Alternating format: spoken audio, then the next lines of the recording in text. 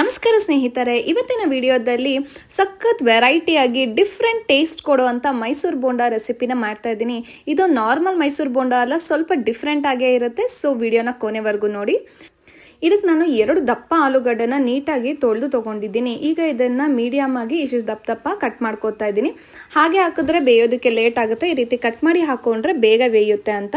ಈಗ ಇದನ್ನೆಲ್ಲನೂ ಕುಕ್ಕರ್ಗೆ ಹಾಕೊಂಡು ಒಂದು ಸ್ವಲ್ಪ ನೀರನ್ನು ಸೇರಿಸ್ಕೊಂಡು 1 ರಿಂದ 2 ವಿಸಿಲ್ ಕೂಗಿಸ್ಕೋತಾ ಇದ್ದೀನಿ. ಈಗ ನೋಡಿ ಆಲೂಗಡ್ಡೆ ಎಲ್ಲ ಚೆನ್ನಾಗಿ ಬೆಂದಿದೆ. ಈಗ ಅದ್ರ ಮೇಲಿರುವಂಥ ಸಿಪ್ಪೆನೆಲ್ಲನೂ ತೆಗಿತಾ ಇದ್ದೀನಿ. ಮೊದಲೇ ಸಿಪ್ಪೆನ ಜೀವ್ಕೊಂಡು ಕೂಡ ನೀವು ಆಲೂಗಡ್ಡೆನ ಬೇಯೋದಕ್ಕೆ ಹಾಕ್ಬೋದು, ಬಟ್ ಹೀಗಾದರೂ ಹಾಕ್ಬೋದು. ಈಗ ಆಲೂಗಡ್ಡೆ ರೆಡಿಯಾಗಿದೆ, ಇದನ್ನು ಸೈಡಲ್ಲಿ ಇಡೋಣ. ಮತ್ತು ಪಲ್ಯಕ್ಕೆ ನಮಗೆ ಖಾರಕ್ಕೆ ಎಷ್ಟು ಬೇಕೋ ಅಷ್ಟು ಹಸಿಮೆಣ್ಸಿನ್ಕಾಯಿನ ತುಂಬ ಸಣ್ಣದಾಗಿ ಕಟ್ ಮಾಡ್ಕೋಬೇಕು. ದಪ್ಪ ಕಟ್ ಮಾಡಿಕೊಂಡ್ರೆ ತಿನ್ನಬೇಕಾದ್ರೆ ಬಾಯಿಗೆ ಸಿಕ್ಕಿದ್ರೆ ತುಂಬ ಖಾರ ಅನಿಸುತ್ತೆ. ನೋಡಿ, ಈ ರೀತಿ ಸಣ್ಣದಾಗಿ ಕಟ್ ಮಾಡ್ಕೋಬೇಕು. ನೆಕ್ಸ್ಟು ಒಂದು ಪ್ಯಾನ್ಗೆ ಒಂದು ಸ್ವಲ್ಪ ಎಣ್ಣೆನ ಹಾಕ್ಕೊತಾ ಇದ್ದೀನಿ. ಎಣ್ಣೆ ಸ್ವಲ್ಪ ಬಿಸಿ ಆದಮೇಲೆ ಇದಕ್ಕೊಂದು ಸ್ವಲ್ಪ ಸಾಸಿವೆನ ಹಾಕ್ಕೋತಾ ಇದ್ದೀನಿ. ಹಾಗೆ ಒಂದು ಸ್ವಲ್ಪ ಸೋಂಪನ್ನ ಹಾಕ್ತಾ ಇದ್ದೀನಿ. ಮತ್ತು ಒಂದು ಸ್ವಲ್ಪ ಜೀರಿಗೆನ ಹಾಕ್ತಾ ಇದ್ದೀನಿ. ನೆಕ್ಸ್ಟ್ ಅದಕ್ಕೆ ನಾನು ಕಟ್ ಮಾಡಿ ಇಟ್ಕೊಂಡಿದ್ನಲ್ಲ ಸಣ್ಣದಾಗಿ ಮೆಣಸಿನ್ಕಾಯಿ, ಅದನ್ನು ಇದಕ್ಕೆ ಸೇರಿಸ್ಕೊತಾ ಇದ್ದೀನಿ. ಮೆಣಸಿನ್ಕಾಯಿನ ಮೊದಲೇ ಎಣ್ಣೆಗೆ ಹಾಕೋದ್ರಿಂದ ಏನಾಗುತ್ತೆ ಅಂದರೆ, ಈ ಬೋಂಡ ತಿನ್ನಬೇಕಾದ್ರೆ ಮೆಣಸಿನ್ಕಾಯಿ ಏನಾದರೂ ಸಿಕ್ಕಿದ್ರೆ ಬಾಯಿ ಖಾರ ಅಂತ ಅನ್ಸೋದಿಲ್ಲ. ಅದಕ್ಕೆ ಮನೇಲಿ ಯಾರಾದ್ರೂ ಮಕ್ಕಳಿದ್ರೂ ಈ ರೀತಿಯೇ ಮಾಡಿ, ತುಂಬ ಚೆನ್ನಾಗಿರುತ್ತೆ. ನೆಕ್ಸ್ಟ್ ನಾನು ಇಲ್ಲಿ ಸಣ್ಣದ 3 ಈರುಳ್ಳಿ ತೊಗೊಂಡಿದ್ದೀನಿ. ದಪ್ಪದಾದರೆ ಒಂದು 2 ತೊಗೊಂಡ್ರೆ ಸಾಕಾಗುತ್ತೆ.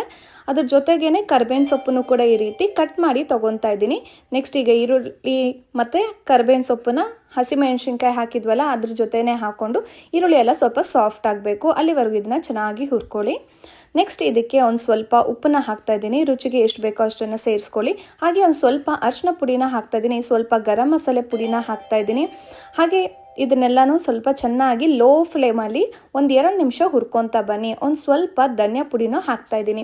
ಈ ಮಸಾಲೆಯಿಂದನೇ ಆಲೂಗಡ್ಡೆ ಪಲ್ಯ ನಾರ್ಮಲ್ ಆಗಿರೋದಿಲ್ಲ, ತುಂಬಾ ಟೇಸ್ಟಿಯಾಗಿರುತ್ತೆ. ನೀವು ಕೂಡ ಇದೇ ರೀತಿ ಸೋಂಪು, ಧನಿಯಾ ಪುಡಿ ಎಲ್ಲನೂ ಹಾಕಿ ಒಂದು ಸತಿ ಟ್ರೈ ಮಾಡಿ ನೋಡಿ. ಎಲ್ಲರೂ ಸಖತ್ತಾಗಿ ಇಷ್ಟಪಡ್ತಾರೆ, ಅಷ್ಟೊಂದು ರುಚಿಯಾಗಿರುತ್ತೆ. ನೆಕ್ಸ್ಟ್ ಅದಕ್ಕೆ ಬೇಯಿಸಿರೋ ಆಲೂಗಡ್ಡೆನ ಹಾಕ್ಕೊಂಡು ಚೆನ್ನಾಗಿ ಸ್ಮ್ಯಾಶ್ ಮಾಡಿಕೊಂಡು ಕೊನೆಯದಾಗಿ ಒಂದು ಸ್ವಲ್ಪ ಕೊತ್ತಂಬರಿ ಸೊಪ್ಪನ್ನ ಸೇರಿಸ್ಕೊಂಡು ಚೆನ್ನಾಗಿ ಮಿಕ್ಸ್ ಮಾಡ್ಕೊತಾ ಇದ್ದೀನಿ. ಈ ಪಲ್ಯನೇ ಎಷ್ಟು ರುಚಿಯಾಗಿರುತ್ತೆ ಗೊತ್ತಾ ಮೈಸೂರು ಬೋಂಡಕ್ಕೆ. ಖಂಡಿತ ನೀವು ಟ್ರೈ ಮಾಡಲೇಬೇಕು. ಈಗ ಪಲ್ಯ ಎಲ್ಲ ಸ್ವಲ್ಪ ತಣ್ಣಗಾಗೋದಕ್ಕೆ ಬಿಡೋಣ, ಚೆನ್ನಾಗಿ ಮಿಕ್ಸ್ ಮಾಡಿಕೊಂಡು. ನೆಕ್ಸ್ಟು ಬ್ಯಾಟರ್ನ ರೆಡಿ ಮಾಡ್ಕೋಬೇಕು. ಅದಕ್ಕೆ ನಾನಿಲ್ಲಿ 1 ಕಪ್ನಷ್ಟು ಕಡಲೆ ಹಿಟ್ಟನ್ನ ಹಾಕ್ತಾ ಇದ್ದೀನಿ. 2 ಟೇಬಲ್ ಸ್ಪೂನಷ್ಟು ಅಕ್ಕಿ ಹಿಟ್ಟು, ಹಾಗೆ ರುಚಿಗೆ ತಕ್ಕಷ್ಟು ಉಪ್ಪು, ಹಾಗೆ 1 ಸ್ಪೂನಷ್ಟು ಖಾರದ ಪುಡಿನ ಹಾಕ್ತಾ ಇದ್ದೀನಿ. ಹಾಗೆ ಒಂದು ಸ್ವಲ್ಪ ಅಜ್ವೈನ್ ಅಥವಾ ಓಂಕಾಳು ಅಂತಾರೆ, ಅದನ್ನು ಕೂಡ ಕೈಯಲ್ಲಿ ಸ್ವಲ್ಪ ಉಜ್ಜಿ ಹಾಕ್ತಾ ಇದ್ದೀನಿ. ಒಂದು ಸ್ವಲ್ಪ ಅರಿಶಿನ ಪುಡಿ, ಹಾಗೆ ಒಂದು ಚಿಟಿಕೆ ಸೋಡಾನ ಹಾಕ್ಕೊಂಡು ಮೊದಲು ಇದನ್ನು ಡ್ರೈ ಆಗಿ ಚೆನ್ನಾಗಿ ಮಿಕ್ಸ್ ಮಾಡ್ಕೊಳ್ಳಿ. ನೆಕ್ಸ್ಟ್ ಇದಕ್ಕೆ ಒಂದೇ ಸತಿ ಫುಲ್ ನೀರನ್ನು ಹಾಕೋದಕ್ಕೆ ಹೋಗಬಾರ್ದು. ಸ್ವಲ್ಪನೇ ನೀರನ್ನು ಸೇರಿಸ್ಕೊಂಡು ಗಂಟು ಇಲ್ದಿರೋ ರೀತಿ ಈ ರೀತಿ ಸ್ಮೂತ್ ಬ್ಯಾಟರ್ನ ಮಿಕ್ಸ್ ಮಾಡ್ಕೊಳ್ಳಿ. ತುಂಬ ಗಟ್ಟಿನೂ ಆಗಬಾರ್ದು, ಹಾಗೆ ತುಂಬ ತೆಳುವಾಗೂ ಇರಬಾರ್ದು. ನೆಕ್ಸ್ಟು ಪಲ್ಯನ ಈ ರೀತಿ ಉಂಡೆ ಕಟ್ಟಿ ಇಡ್ತಾ ಇದ್ದೀನಿ. ನಿಮಗೆ ಬೋಂಡ ಎಷ್ಟು ದಪ್ಪ ಬೇಕೋ ಅಥವಾ ಎಷ್ಟು ಸಣ್ಣ ಬೇಕೋ ಅದನ್ನು ನೋಡಿಕೊಂಡು ನೀವು ಇದರಲ್ಲಿ ಸಣ್ಣ ದಪ್ಪ ಉಂಡೆಗಳನ್ನ ಮಾಡ್ಕೋಬೋದು. ನಾನು ಮೀಡಿಯಮ್ ಸೈಜ್ ಉಂಡೆಗಳನ್ನ ಮಾಡ್ಕೋತಾ ಇದ್ದೀನಿ. ನೆಕ್ಸ್ಟ್ ಈಗ ಎಣ್ಣೆ ಕಾದಿದೆಯಲ್ಲ ಅಂತ ಚೆಕ್ ಮಾಡ್ಕೋಬೇಕು. ನೋಡಿ, ಒಂದು ಸ್ವಲ್ಪ ಹಾಕಿದ ತಕ್ಷಣ ಅದು ಮೇಲೆ ಬಂದರೆ ಎಣ್ಣೆ ಚೆನ್ನಾಗಿ ಕಾದಿದೆ ಅಂತ. ಈಗ ನಾವು ಒಂದೊಂದೇ ಆಲೂಗಡ್ಡೆ ಬೋಂಡಗಳನ್ನ ಈ ರೀತಿ ಹಿಟ್ಟಲ್ಲಿ ಅದ್ದಿ ಒಂದೊಂದಾಗಿ ನಿಧಾನವಾಗಿ ಎಣ್ಣೆಯಲ್ಲಿ ಬಿಡ್ತಾ ಹೋಗಬೇಕು. ನೋಡಿ, ಬಿಟ್ಟ ಮೇಲೆ ಒಂದು ಸ್ವಲ್ಪ ಹೊತ್ತು ಹಾಗೆ ಬಿಡಿ. ಆಮೇಲೆ ಇದನ್ನು ತಿರುಗಿಸ್ಕೊಳ್ತಾ ಬನ್ನಿ. ಎಲ್ಲ ಕಡೆಯಿಂದನೂ ಚೆನ್ನಾಗಿ ಇದು ಫ್ರೈ ಆಗಬೇಕು. ನೋಡಿ, ಈ ರೀತಿ ಗೋಲ್ಡನ್ ಕಲರ್ ಆದಮೇಲೆ ಇದನ್ನು ತೆಗೆದಿಟ್ಕೋಬೇಕು. ಹೊರಗಡೆ ಎಲ್ಲ ಫುಲ್ಲು ಕ್ರಿಸ್ಪಿಯಾಗಿರುತ್ತೆ, ಒಳಗಡೆ ಅಂತೂ ಸಖತ್ ಟೇಸ್ಟಿಯಾಗಿರುವಂಥ ಆಲೂಗಡ್ಡೆ ಪಲ್ಯ.